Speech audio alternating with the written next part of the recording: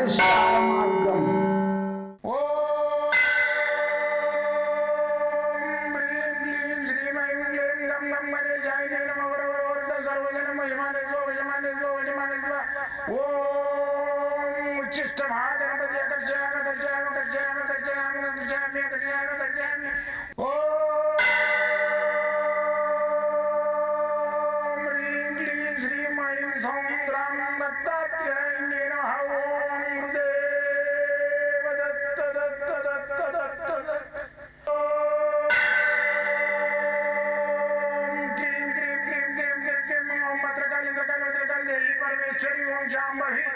सर्वदिन मोचमाने स्वजमाने स्वजमाने स्वम मत्रकाली मत्रकाली मत्रकाली देवी परमेश्वरी ओम शांभवी अकर्षयामि अकर्षयामि अकर्षयामि अकर्षयामि अकर्षयामि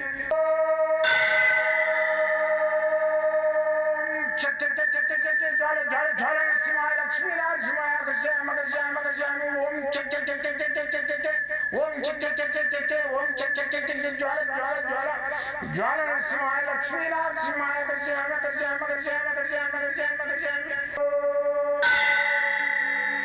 राजाधिराज योगिराज परब्रह्म सद्गुरु सच्चिदानंद साईनाथ महाराज ओम गुरुदेव दत्त दत्त दत्त दत्त दत्त ओम मातृदेवो भव ओम पितृदेवो भव ओम आचार्य देवो भव ओम गुरुदेव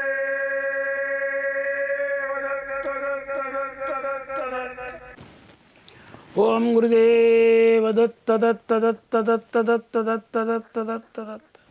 నేను మీ సాయి దత్తానందను, మంత్రతంత్ర యంత్ర రుద్రాక్ష మూలికా శాస్త్రజ్ఞుని. అయితే ఈ యంత్రాలు ఉన్నాయా, మంత్రాలు ఉన్నాయా, రుద్రాక్షలు ఉన్నాయా, ఈ పాదరస లింగం ఇంత కష్టపడి చేస్తారు, అది పెట్టుకుంటే మంచిగా అవుతుందా, అది ఎట్లా తయారు చేయాలి ఎవడు చెప్పాడు, సీక్రెట్ ఏమన్నా అంటే సీక్రెట్ అది చెప్పకూడదు ఉంటారు. నేనేం చేసిన దాన్ని పాదరసలింగాన్ని మొత్తం దాన్ని అన్వేషణ చేసి ఈజీ మెథడ్లో తయారయ్యేటట్టు చేసిన, అది మీకు చెప్తా నేను. అయితే ఇప్పుడు ఈ శాస్త్రం లోపల ఏంటంటే వాస్తుందా, వాస్తు కూడా నేను చాలా చూసిన. ఒక్కొక్కరింటికి మెట్లు ఈశాన్యం నుంచి మీదికి పోతే వాళ్ళ గతి ఏమవుతున్నది చూస్తే చాలా ప్రాబ్లం అవుతుంది వాళ్ళకు వాస్తు లోపల. అయితే దానికి ఏం లేదు, సింపుల్గా వాళ్ళకు ఫేసింగ్ తక్కువ ఉంటుంది. ఫేసింగ్ వచ్చేసి 10 ఉంటుంది, ఒక మడిగ మందం మెట్లు మీదకి పోయేటట్టు వేసుకోవాలి. అనికి అక్కడ వెనక సైడ్ జాగలేదు, నా ముందు సైడ్ లేదు, పక్కలకి వేసుకుంటాను, పక్కకు రోడ్డు ఉంటుంది, దాంట్లోకి వెళ్ళి వేయడానికి వీల్లేదు. అయితే కంపల్సరీ ఇటు నుంచి ఇటు ఎక్కాలి, అటు నుంచి అటు ఎక్కేటట్టు ఛాన్స్ లేదు. అయితే దాన్ని ఏం చేస్తారు, ఈశాన్యం నుంచి అటు ఆగ్నేయానికి ఎక్కేటట్టు చేసుకుంటే ఏమైతే ఈశాన్యంలో వేటు పడి ఆ ఇంటి లాదులు ఆగమాగం ఉంటారు. దాని గురించి ఏం చేయాలంటే అక్కడ ఒక కుర్మా యంత్రము ఆ మెట్టు కింద ఫస్ట్ మెట్టు కింద డబ్బా కింద పెట్టేసి దాంట్లో గోమ చక్రాలు, ఇంత పచ్చలు, ఇంత పసుపు కొమ్ములు ఇవన్నీ వేసేసి ఆ కుర్మా యంత్రం డబ్బా మెట్టు కింద పెట్టేసేసి సరిపోతుంది. అయితే ఈ విధంగా నేను ఎన్నో అన్వేషణ చేసిన, వాస్తులు కానీ కానీ. ఈ పాదరస లింగం కూడా నాకు కావాలనేది చాలా ఉండే, పూజలు పెట్టాలి, 10 మందిని అడిగి ఓ రసం గట్టియాలంటే మామూలు దాన్ని వినలేక చేయాలంటే ఎట్లయితుంది, ఎన్నో చెట్లు కలపాలి దాంట్లో. అది అప్పుడే ఎనపూసలేక అయితే దాన్ని గోలుగా చేసేసి ఈ విధంగా గోలుగా చేసి దాన్ని మేము పూజలు పెట్టుకుంటే బెస్ట్.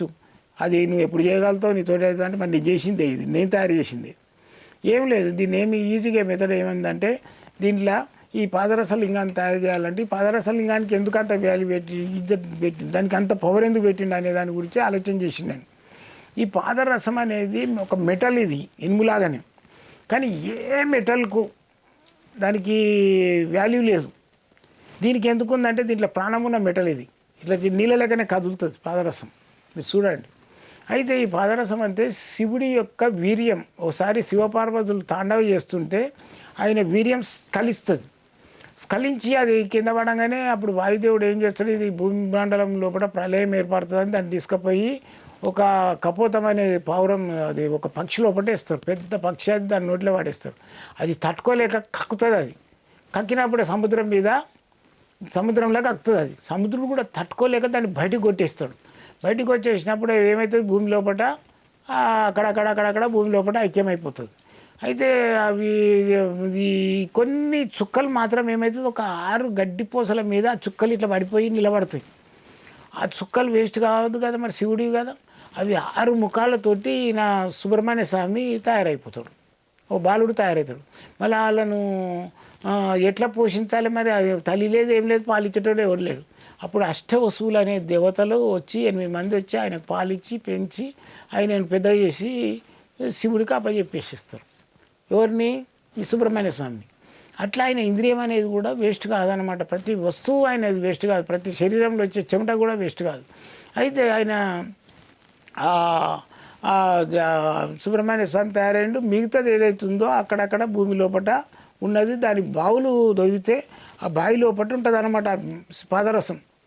ఈ నీళ్ళు పడ్డట్టే పెట్రోల్ పడ్డట్టే పడుతుంది అందులో బావిలో. అయితే అది ఎక్కువ ఇది ఉంది కదా మన నేపాల్ దేశం సైడు ఎక్కువ ఉంటుంది ఇది.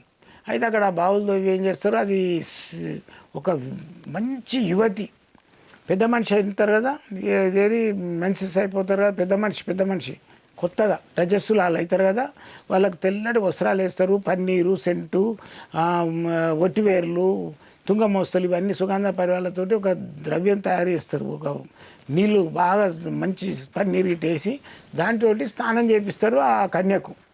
చేపించి ఆమెను ఏం చేస్తారు, మంచిగా సెంటు, మల్లెపూలు ఇవన్నీ పెట్టేసేసి ఆమెను చిన్నగా ఒక గుర్రం మీద స్వారీ చేసేటోడు, మహా బలవంతుడు, మంచి స్వారీ పరుడు ఉండాలి, రేసింగ్ చేసేటోడు. వాడిని ముందు కూర్చుండబెడతారు, తెల్లటి గుర్రం మీద అమ్మాయిని కూర్చుండబెట్టేసి ఆ యువతని ఆ బావి దగ్గరికి పంపిస్తారు. ఆడికి పోయిన తర్వాత ఏం చేయాలి, ఆ అమ్మాయి అందులోకి చూడాలి, చూసి ఇట్లా వంగాలి, వంగి ఓం అనే శబ్దం పలకాలి ఆమె. అయితే పలకంగానే ఆ ఓం శబ్దానికి ఏదైతుందో ఆ లోపల ఉన్న మెరిక్యూరీ ఉంది కదా పాదరసం, అది ఇంద్రియం, శివుడి ఇంద్రియం. శివుడి ఇంద్రియం ఏమైంది, ఆడవాళ్ళను అట్రాక్ట్ చేస్తుంది. అది యువతి కదా అమ్మాయి. ఆ యువతి ఎట్లా చందనం గిందనం పెట్టుకొని వచ్చింది కదా, దాన్ని చూడంగానే అది వెంబడే పైకి వచ్చేస్తుంది. పైకి రాగానే వీడు స్వారీ చేసేటోడు ఎవడో వెనకకు రైడింగ్ చేస్తాడు, దాన్ని మలపొడిగా వెనకకి కొట్టుకుంటూ వెనకకి వెళ్ళిపోతాడు. కొట్టినప్పుడు ఏమవుతుంది, అది ఈ కుక్కలు గిట్ట ఎంబడి అది వస్తుంది, ఎంబడి వస్తే వీళ్ళు ఏం చేస్తారంటే అంతకుముందే కొన్ని గట్లు కొట్టి పెడతారు, గుంటలు, అక్కడక్కడ గుంటలు కొట్టి పెడతారు. అయితే దానికి ఒక అద్దు ఉంటుంది అనమాట. ఆ పాదరసం ఎంతవరకు రావాలో అంతవరకు వచ్చేసి రిటర్న్ వెళ్ళిపోతుంది. ఇక దొరుకుతలేదు ఈ అమ్మాయి అని, ఆ అమ్మాయిని గుంజుకపోవడానికి ట్రై చేస్తుంది అనమాట, లోపలికి అట్రాక్షన్ అవుతుంది. అయితే అది రిటర్న్ వెళ్ళిపోయేటప్పుడు అక్కడక్కడ గట్లు కొట్టింది కదా గుంటలు, అల్లాలో నిలబడిపోతుంది. అది కలెక్ట్ చేసి దాన్ని ఒక మన స్టీల్ దాంట్లో కానీ పాత్రలు ఇత్తడి దాంట్లో కానీ రాగి దాంట్లో కానీ పూస్తే తినేస్తుంది. ఇప్పుడు మన బంగారం కూడా దానికి ముట్టుకున్నామంటే తినేస్తుంది. అందుకని ఏం చేస్తారు, దాన్ని పింగాణి పాత్రలు అంటే సీసా అవి ఉంటాయి కదా, పింగాణి మనం పచ్చళ్ళు గిట్ట పెట్టుకునేటివి, చీని అంటారు, అటువంటి దాంట్లో కలెక్ట్ చేసి పెడతారు. అయితే ఇప్పుడు ఈ పాదరస లింగాన్ని తయారు చేసే విధానం ఎట్లా అంటే ఇది చెప్తాను నేను. ఏం లేదు, పాదరసాన్ని మంచిగా కల్వంలో వేసుకొని మంచిగా దాంట్లో ఈ బిల్వపత్రాలు ఉంటాయి కదా, దంచి దాని రసం పోసి నూరాలి, బాగా నూరేసేసి దాంట్లో తులసి వేయాలి, తులసి కొడేసి నూరాలి, దాని రసం పోయాలి. పోసి నూరుకుంటూ ఏం చేయాలంటే ఒక రాగి కడ్డి తీసుకొని ఆకురాయితో బాగా రాసి పౌడర్ తయారు చేయాలి. ఆ పౌడర్ను మంచిగా ఈ పన్నీరు, ఈ బిల్వపత్రం యొక్క రసము ఇవన్నీ వేసి మంచి కడగాలి, దాన్ని కడిగేసి శుద్ధి చేసుకొని ఈ పాదరసం లోపల వేసేసేయాలి ఆ పౌడర్. అది వేసేసి కల్వాన్ని బాగా రుద్దుతుంటే ఏమవుతుందంటే అది మంచిగా ఒక వెన్నపూసలాగా తయారవుతుంది. ఇట్లా అంటే ఇట్లా మన వెన్నపూస ఏ రూపం అంటే ఆ రూపం చేయొచ్చు, అట్లా తయారవుతుంది. దాన్ని చేతులు వేసుకొని మనకి ఇష్టం ఉన్న సైజు ఈ విధంగా చేసుకోవాలి. ఇది పాదరస లింగం. అయితే ఈ పాదరస లింగాన్ని మనము చాలా వెయిట్ ఉంటుంది, ఇది చాలా వజన్ ఉంటుంది. అయితే దీన్ని గట్టిగా రాయిలేక తయారవుతుంది. దీన్ని ఏం చేయాలంటే ఇట్లా పానవటం ఉంటుంది కదా, ఈ పానవటం లోపల పెట్టాలి. పెట్టేసేసి నువ్వు అభిషేకాలు చేసి పూజ చేసుకున్నట్టయితే స్వయం శివునికి పూజ చేసినట్టే లెక్క.